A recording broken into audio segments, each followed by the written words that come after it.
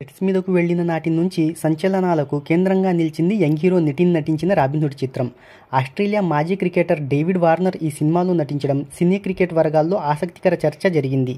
ఇక ఈ movie box office వద్ద అనుకున్నంత స్థాయిలో పర్ఫార్మెన్స్ చేయలేకపోతుంది. ఈ మూవీ కలెక్షన్ల వివరాల్లోకి వెళ్లబోయే ముందు ఒక చిన్న రిక్వెస్ట్, మన ఛానల్లోని వీడియోస్ చూసి నచ్చితే సబ్స్క్రైబ్ చేసి లైక్ కొట్టి షేర్ చేయండి. ఇక ఈ మూవీకి మోహన్ లాల్ ఎల్2 ఎంపురాన్, విక్రమ్ వీరధూర సూర, మ్యాట్స్క్వేర్ చిత్రాల నుంచి మంచి టఫ్ ఫైట్ అనేది ఎదురవుతుంది. ఈ మూవీని ఈ సమయంలో రిలీజ్ చేసి మేకర్స్ కొద్ది మేరకు నష్టపోయారు.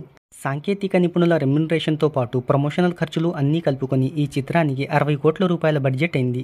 ఇక ఈ మూవీకి నితిన్ కెరీర్లోనే ఎన్నడూ లేని విధంగా 30 కోట్ల రూపాయల బిజినెస్ జరిగింది. ఈ చిత్రం లాభాల్లోకి రావాలి అంటే 35 కోట్ల రూపాయల షేర్, 70 కోట్ల రూపాయల గ్రాస్ వసూలును రాబట్టాలి. ఇక ఈ మూవీ తొలి రోజు బాక్సాఫీస్ దగ్గర 2.3 కోట్లు, రెండో రోజు 2.5 కోట్లు, మూడవ రోజు 4.50 కోట్లతో కలుపుకొని కేవలం 6.30% మాత్రమే రికవరీని సాధించింది. కొండంత లక్ష్యం ముందు ఉండడంతో దానిని బ్రేక్ చేస్తుందా లేదా అని డౌట్గా ఉంది. ఈ మూవీ మూడో రోజు వసూళ్ల విషయానికి వస్తే మార్నింగ్ షో ఆటకు 13.85% ఆక్యుపెన్సీ, మ్యాట్నీ షోకు 29.75%, ఫస్ట్ షోకు 33.89%, సెకండ్ షోకు 36.40% ఆక్యుపెన్సీ అనేది నమోదైంది. ఓవరాల్గా 28.47% ఆక్యుపెన్సీ అనేది నమోదైంది. ఇక ఈ మూవీ మూడవ రోజు ప్రపంచవ్యాప్తంగా 2.75 కోట్ల వసూళ్లను సాధించింది.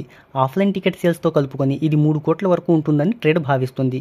మొత్తం 3 రోజులకు ఇప్పటి వరకు ఈ చిత్రం 7.25 కోట్ల గ్రాస్ను రాబట్టింది. సోమవారం రంజాన్ సెలవు కావడంతో ఎలాంటి కలెక్షన్లు రాబడుతుంది అనుకుంటున్నారో కింద కామెంట్లో తెలియచేయండి.